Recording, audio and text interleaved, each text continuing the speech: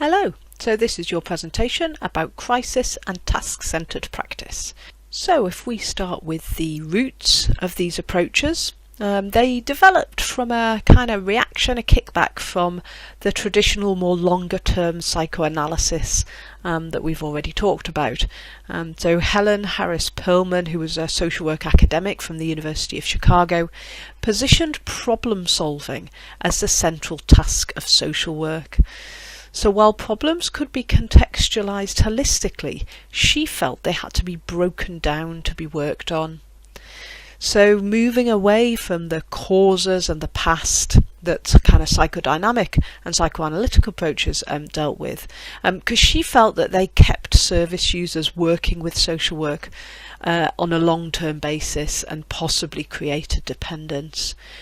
Perlman advocated highly structured and focused brief approaches that she felt would unleash creativity. So problem-solving approaches should be a joint effort in partnership and should aim to develop service users' capacities to solve problems independently of the work together.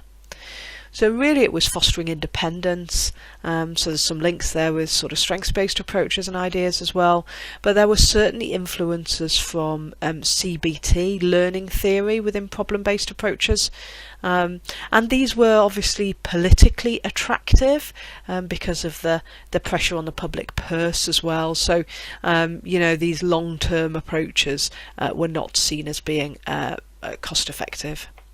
So moving on to look at the roots of crisis intervention, we start with Lindemann, who was the first person to start writing about crisis, and this followed in 1944 work with the survivors of the Coconut Grove nightclub fire in Boston, where 493 people died.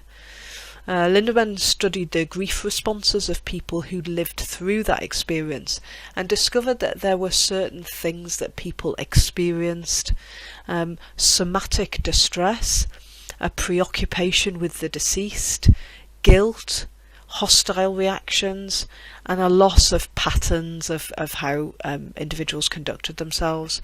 And Lindemann also found that the bereavement crisis was managed better if they had previously coped with other crises. They also found that their response was better if they had reliable supportive social networks. So that work was really quite fundamental to the development of crisis intervention.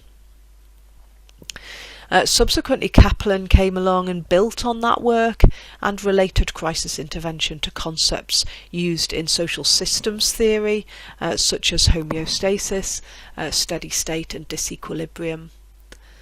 So the idea that people in a state of psychological disequilibrium need to be supported to return to their steady state.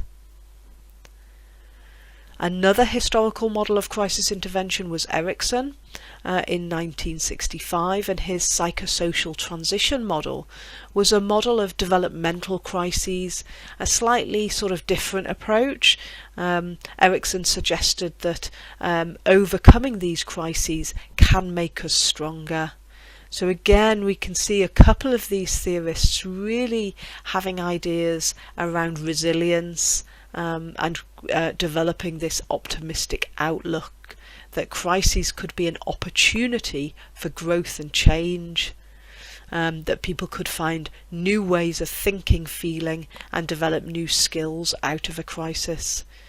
But they also recognised on the flip side that if the crisis was unresolved, functioning could decrease. So I guess that highlights the importance of there being opportunities for intervention. So the third historical model of crisis intervention is the cognitive model, which was developed by Roberts. So he felt that people were thinking in a faulty way around events and around the crisis, so that needed to be a focus of the work. So cognition was important.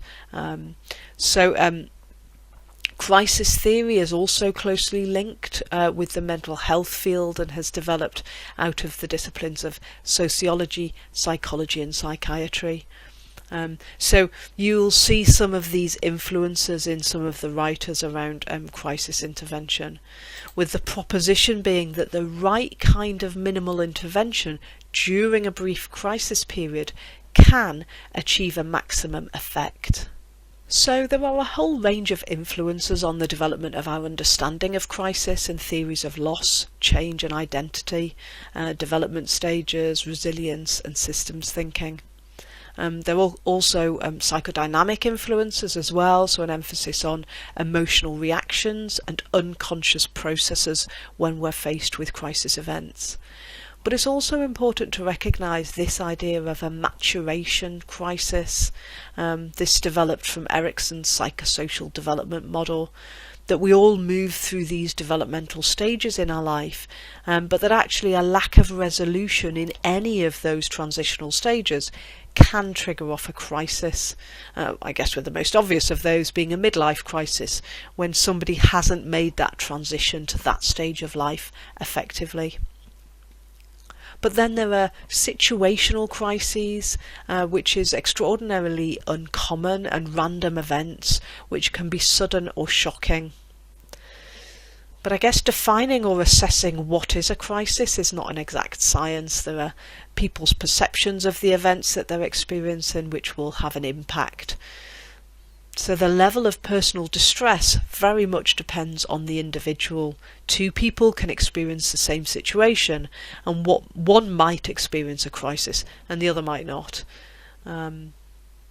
So this idea of a temporary state of disorganisation or disequilibrium, where an individual is unable to draw on their usual established coping mechanisms, may link with earlier unresolved or partially resolved conflicts.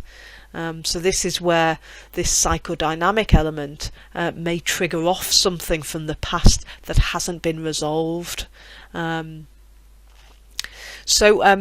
So when their usual ways of resolving a problem fail, people experience feelings of tension and disorganisation when crises affect.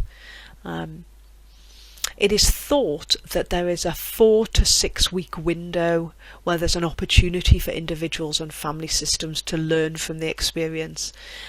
So this belief that actually you've got up to 6 weeks to intervene to try and support a positive resolution to a crisis if someone's usual coping mechanisms aren't working. So this is probably the most well-known model of crisis intervention by Roberts. It's a 7-stage model, and you would work through the stages, but you may be involved for quite a short period of time, so it's often the case that the first 3 of these will happen in the first meeting with somebody. So stage 1 is to plan and conduct crisis assessment and lethality measure. So this is about conducting a biopsychosocial assessment, so bringing in biological, psychological and social elements.